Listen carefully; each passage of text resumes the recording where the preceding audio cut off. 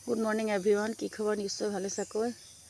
মই আজি আপোনালোকক এবিধ বিশেষ ফুলৰ বিষয়ে দেখাবলৈ লৈছোঁ। হালধি ফুল চাওক।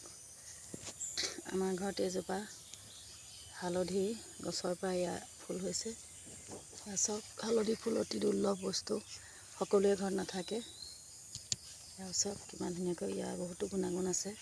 বিশেষকৈ মই ইউটিউবত চাৰ্চ কৰি পাইছিলোঁ, যাৰ ঘৰত হালধি ফুল ফুলে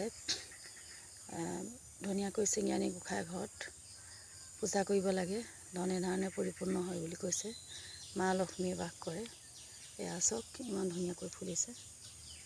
এতিয়া এইবাৰ মই কাটি নি গোঁসাই ঘৰত পূজা কৰিম। ফুলপাহ ধুনীয়াকৈ নিয়ম কানুনেৰে এয়া চাকি বন্তি দিবলৈ লৈছোঁ। এয়া চাওক, মই চাকি বন্তি জ্বলাই পূজা কৰিম। পূজা কৰি এয়া মই নিবলৈ ল'ম। ধন্যবাদ।